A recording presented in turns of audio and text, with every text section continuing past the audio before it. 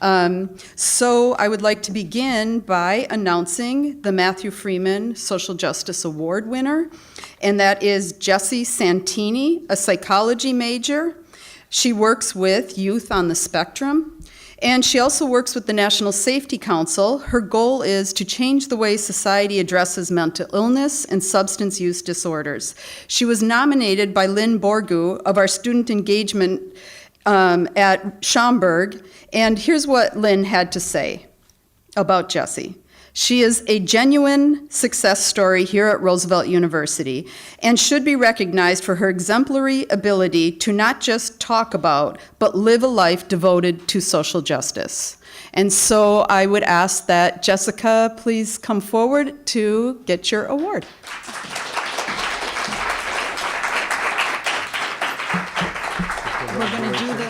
We'll do the photos and then you can get here. Okay. We're going to do a couple of quick photos and then Jessy's going to address you. Okay. Yeah. 3, 2, 1. 3, 2, 1. Okay, great. So I'm going to turn. Yeah. Okay, Mike, to you. Okay. Thank you. Okay.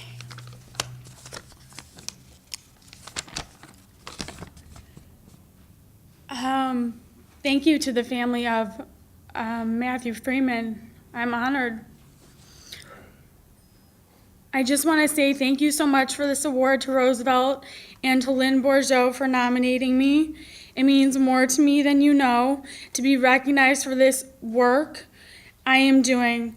I am truly humbled and grateful to be receiving this award. Attending a school that puts social justice at the forefront is tremendously important to me. It is how I choose to live my life. Of course, I don't look at what I'm doing as work.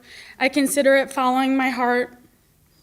After my brother Mikey passed away in 2015 from an accidental heroin overdose, my perspective on life changed.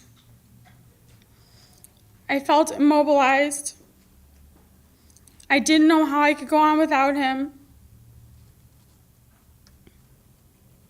This leads me to a very fitting quote from Eleanor Roosevelt.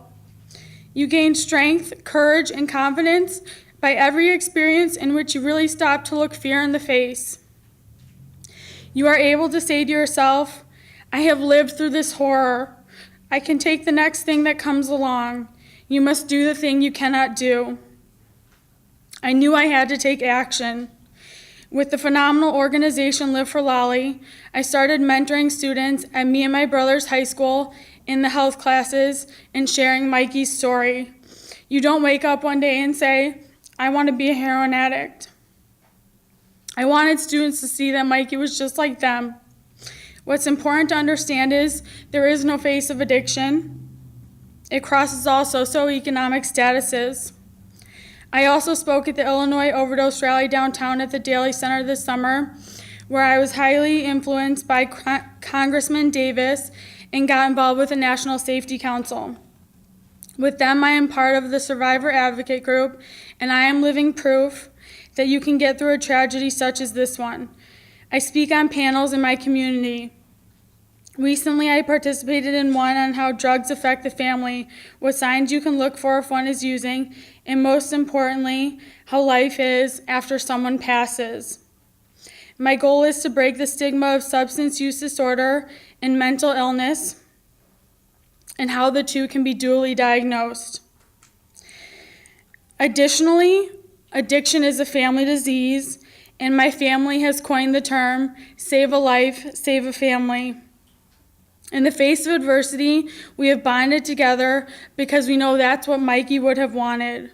We are fighting the fight for him each and every day. He was a Roosevelt student with a love for hospitality management, and I know he is having a party for me as I receive this award right now. However, Mikey was most proud of me for my work with children diagnosed with autism spectrum disorder. It is my great passion to help every child I work with to learn in a way that works best for them.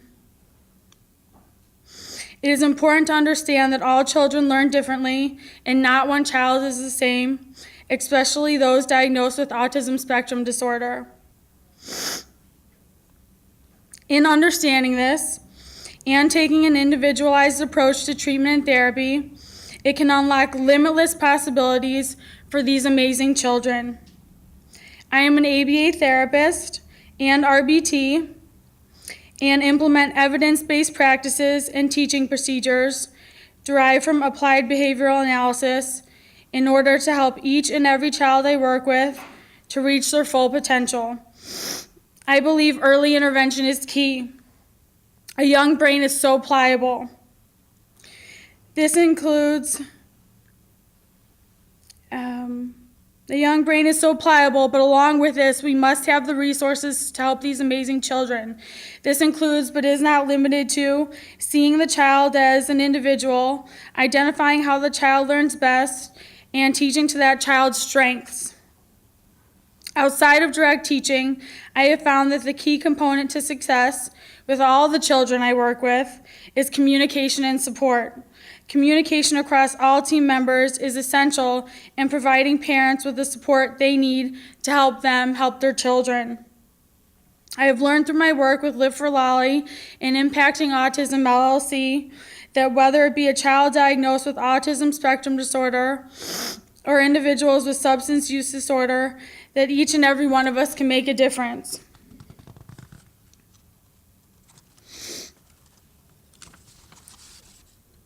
Theodore Roosevelt once said, "Be practical as well as generous in your ideals. Keep your eyes on the stars, but remember to keep your feet on the ground." I want to say thanks to the ladies at the First Stop, Dr. Rossini for challenging me with an independent study, and Professor Susan Cooper for setting a fine example as a teacher and human being. Oh, and happy birthday, Mom.